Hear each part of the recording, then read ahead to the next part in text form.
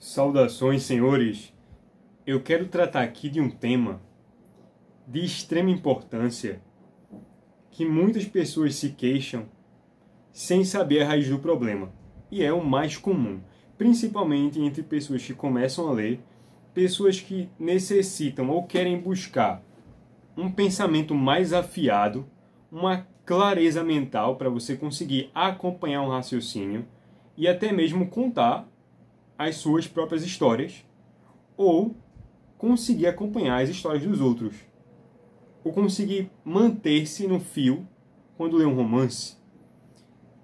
E eu vou me distanciar um pouco dos romances, não para ir em algo diferente, mas para ir em sua constituição originária. A matéria-prima de qualquer diálogo é necessariamente o sentimento que ela premedita, que ela elaborou para que nessa condução, essa forma de guiar, de cativar a sua imaginação de um ponto A até um ponto B. Você já deve ter passado pela seguinte experiência. Muitas vezes, querendo modificar alguns hábitos ou entender certos comportamentos seus, que se tornam hábitos, você assertivamente declarou que mudaria a sua forma de pensar, de enxergar as coisas, se esforçaria para isso. E você construiu um sistema para seguir, a fim de que o seu dia favoreça a sua escolha. Mas aí você se dá com o seguinte contratempo, imprevisto. Ao começar a seguir os objetivos que você mesmo traçou, você se perde no primeiro passo.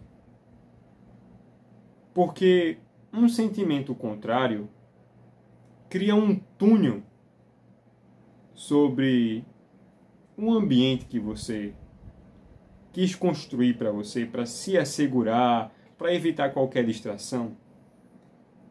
Esse sentimento, essa sugestão chega como se fosse um espião e contamina o seu ideal virtuoso, a sua mudança que já foi concordada como um juramento, pacto de sangue. Você prometeu a você mesmo que agora mudaria e que buscaria algo melhor.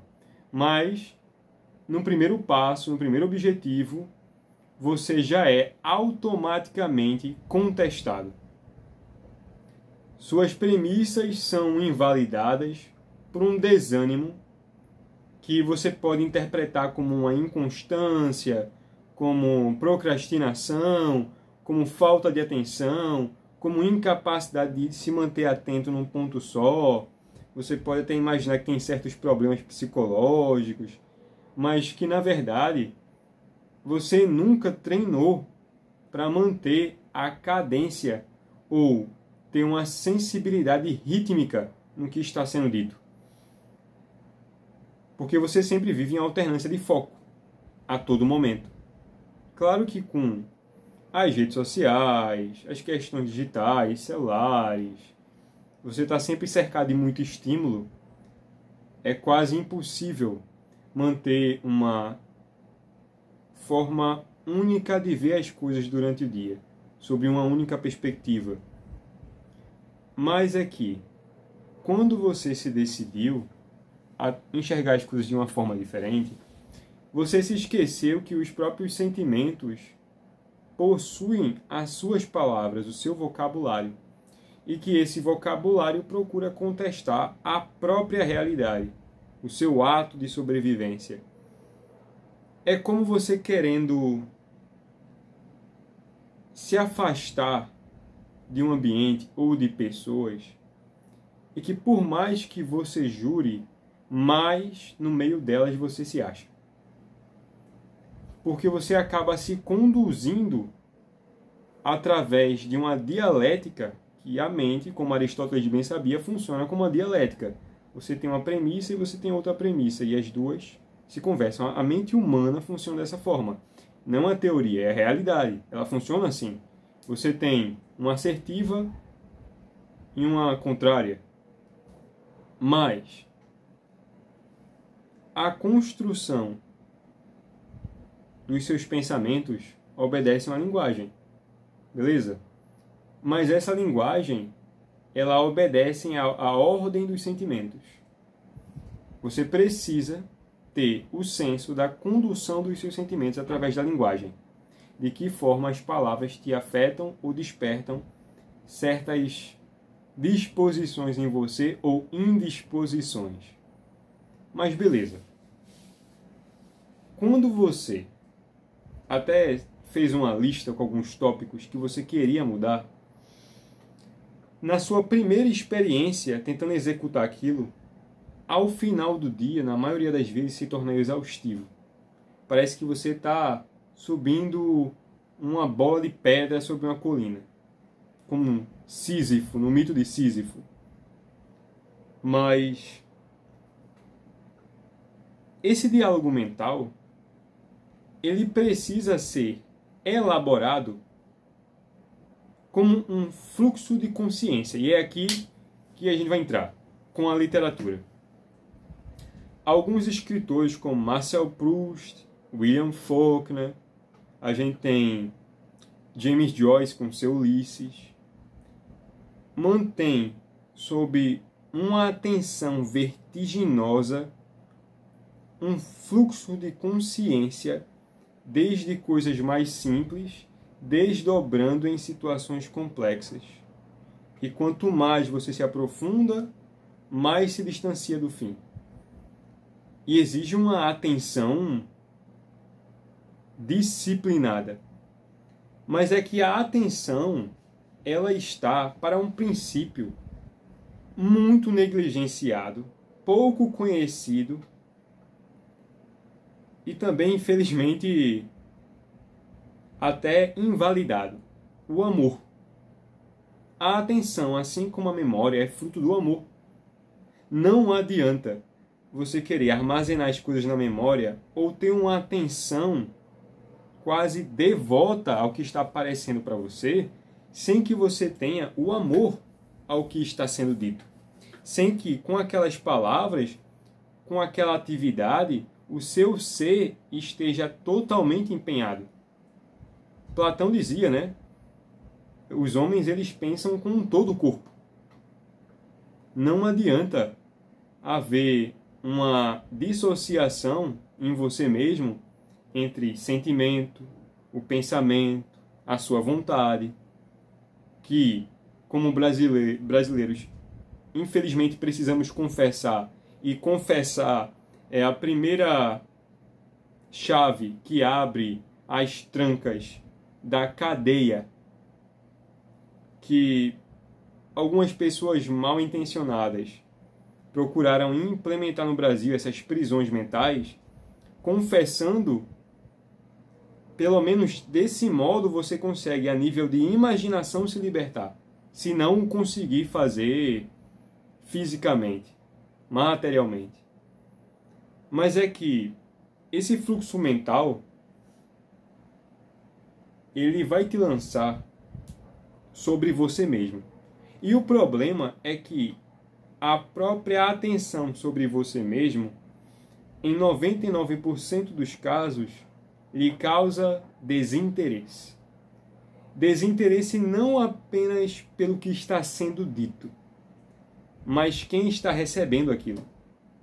Você é tão desinteressante, há uma estagnação pétrea, há uma estagnação inviolável em você, irrevogável em você, que o desinteresse em se deter sobre si mesmo, ele está colocado sob uma aparência de aperfeiçoamento exterior, que é, você precisa mostrar que evoluiu pela capacidade que as pessoas possuem de notar que você está diferente. Só que a maior parte da evolução mental, intelectual, de personalidade, ela não só é silenciosa, como ela é imperceptível. Porque é como você cavar um poço por muitos dias ou como você construir uma casa que só tem aquelas bases, as estruturas de sustentação. Muitas vezes, para você lançar a fundação da casa, leva semanas, e você não percebe aquilo sendo construído. Como você se educou para, através de um adestramento, uma premiação, de acompanhar uma mudança exterior imediata, os seus sentimentos eles foram fabricados por você para lhe boicotarem em todo o tempo. Os seus sentimentos, eles são os legisladores da sua liberdade. E essa sua liberdade condicional, porque os sentimentos são como cavalos selvagens, vão onde dão vento em suas narinas, como já dizia o poeta. A sua educação dos sentimentos é o que interrompe, entope, obstrui qualquer capacidade de atenção prolongada ou de fluxo de consciência. Então, quando você pega algum romance, algum escritor, ou vai fazer qualquer atividade que exija concentração, o próprio ato de concentração ele pode ser dois.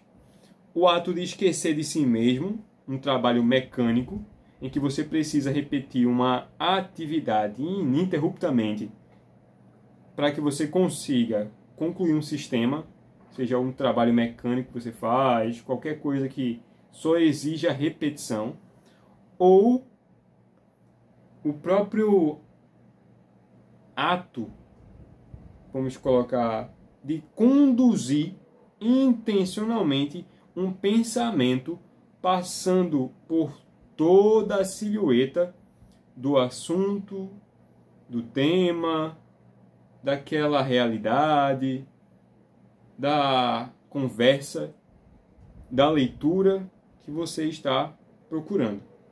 Só que essa segunda região, que seria a questão do fluxo de consciência em uma atividade de uma condução do pensamento intencional, a consciência empenhada, é que há sobre você. É aqui que está o problema de tudo. O seu problema não é que você tem TDAH, seu problema não é que você tem déficit de atenção, não é isso. O seu problema é que você, para você mesmo, é desinteressante.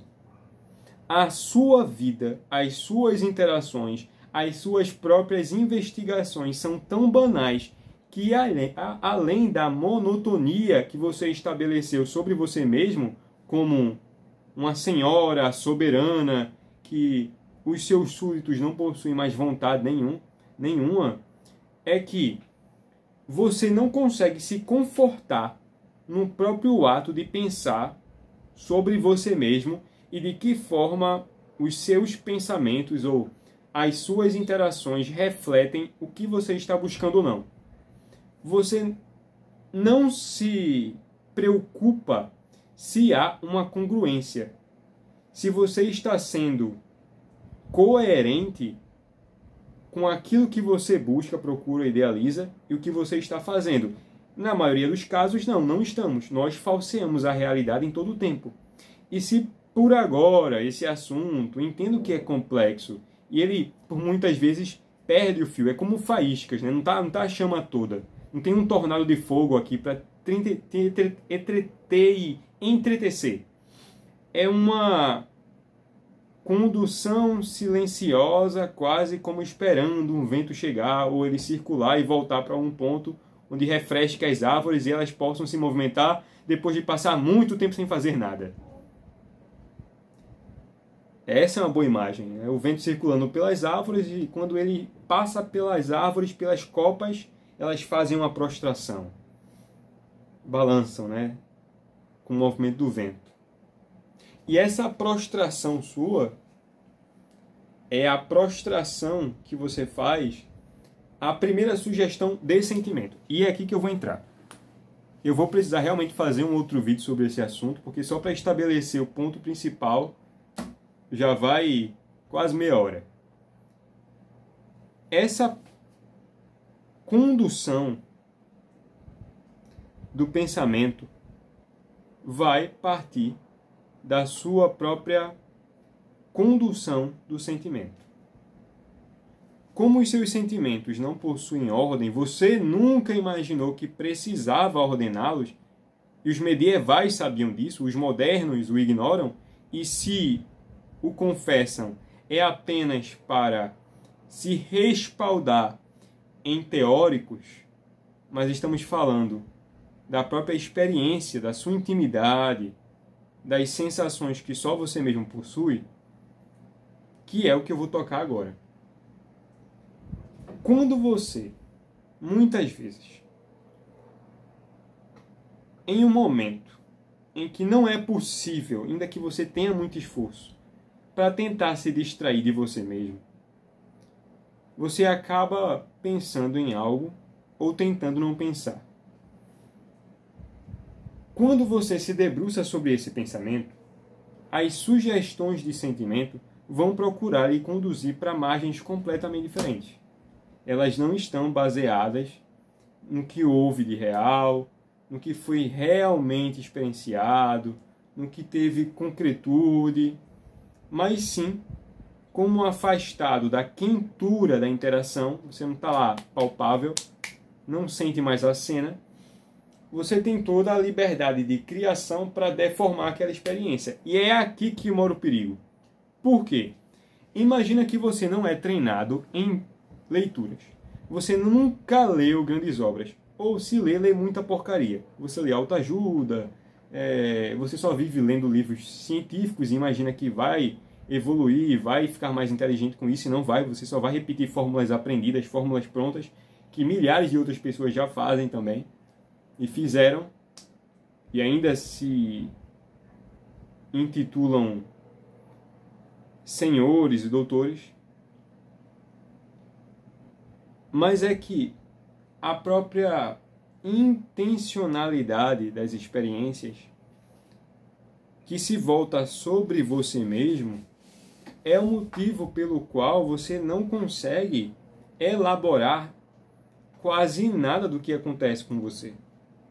Porque é como se tudo pegasse em você pelas laterais. Sempre é uma armadilha, sempre é uma surpresa. E você repete o mesmo padrão. Ah, mas aqueles que me assistem, talvez da psicologia, vão dizer, não, isso aí é comportamento aprendido, que ele repete inconscientemente. Eu fiz, meu amigo, pense mais distante disso. Solte essas ataduras. E confesse que os sentimentos são senhoras, de certa forma, carrascas, que elas não respeitam qualquer espécie de categorização psicológica. Elas brincam com essa fórmula pronta que você usa para proteger sua insegurança. E os romancistas sabiam disso.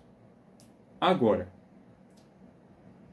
como esse fluxo de consciência, ele vai permitir com que você se dobre sobre qualquer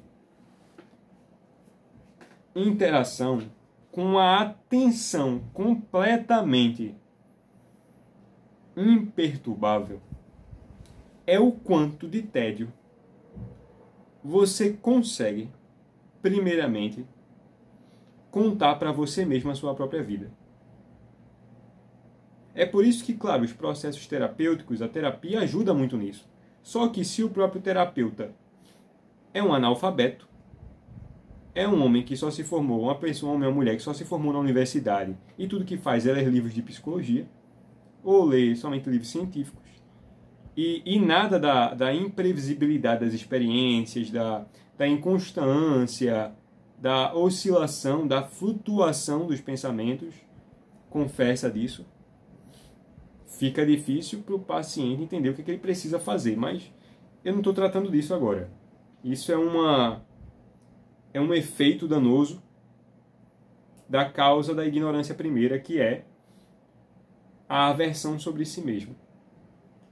Hoje em dia, nas redes sociais, se você entrar agora e ver qualquer perfil, principalmente desses motivacionais ou esses que procuram tratar de masculinidade e feminilidade, vão colocar certos pilares, e não é surpresa que o estoicismo tenha tomado grande proporção no Brasil. Mas é que essa formação da carcaça, vamos chamar de couraça externa,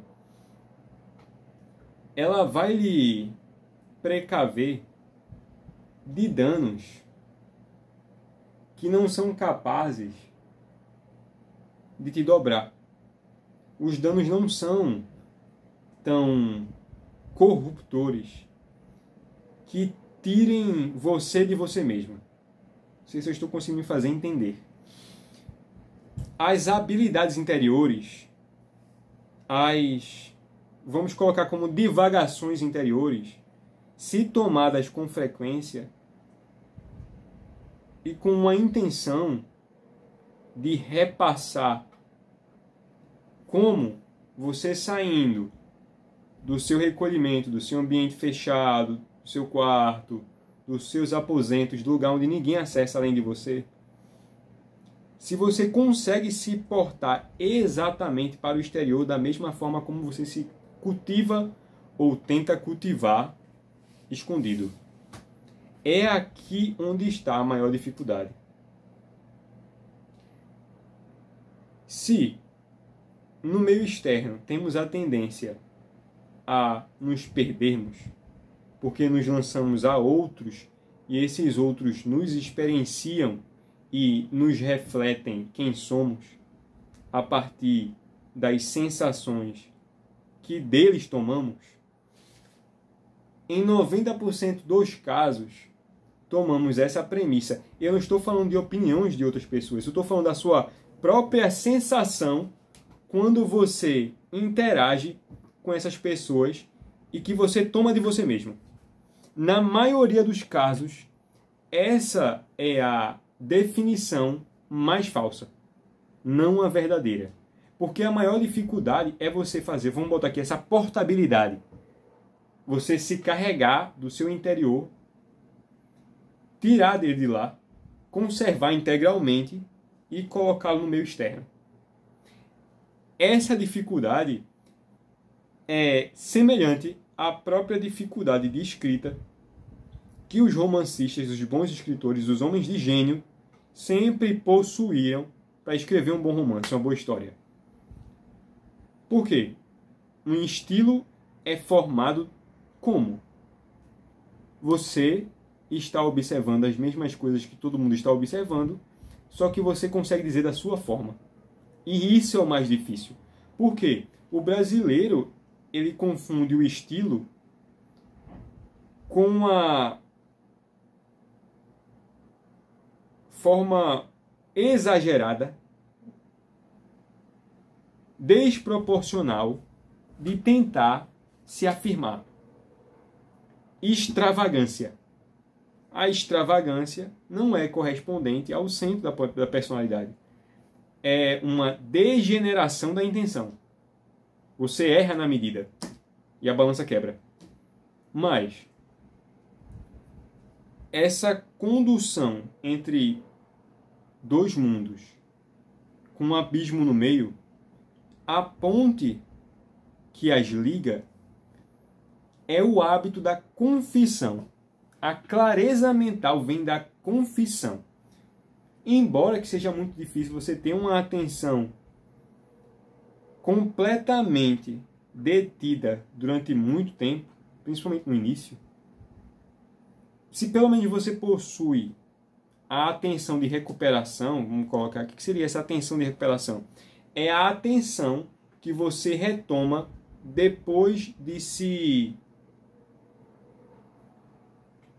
despojar no meio externo, de se dispersar no meio exterior, porque quando estamos no meio externo, geralmente nos perdemos de nós mesmos, porque a nossa personalidade vai sendo invadida por um monte de circunstâncias, e se o emocional não é bem conhecido, os sentimentos nunca foram confessados a ponto de entender de que forma eles interagem com você. Se ao menos você consegue conservar com frequência a sua intimidade em repassar a atenção, então você equilibra a balança. Só que o problema é pior. E eu estou sempre utilizando os escritores, os romancistas, porque eles revelam o estado mental do povo da qual escrevem. Todos os romancistas sempre partem das mazelas do meio em que vivem.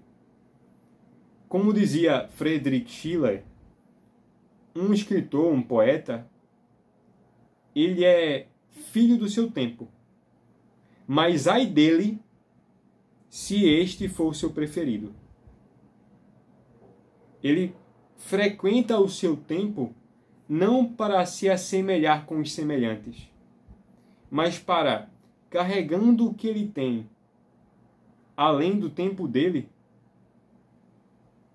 frequentar os semelhantes como para abastecê-los. Essa deveria ser a única e exclusiva frequentação do homem de gênio perante os homens comuns. Então, se você é um homem, uma mulher que procura desenvolver uma inteligência, saiba que essa é a sua missão. E é a mais difícil, principalmente estando no Brasil. Você conseguir sair do seu exílio, do seu castelo, do seu ambiente seguro de contemplação e aceitar que não pode viver lá para sempre, tendo que trabalhar, que interagir com pessoas de todos os níveis, em que em sua maioria são extremamente medíocres, assuntos que você queira conversar que você não consegue, precisa conversar com as paredes, a fim de ver se extrai água da pedra.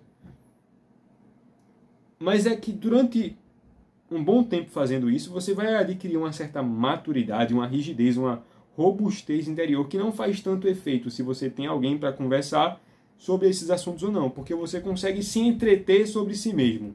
Não como uma espécie de Narciso, como eu descrevi no vídeo anterior, falando sobre Louis Lavey, comentando qual que é o erro de Narciso.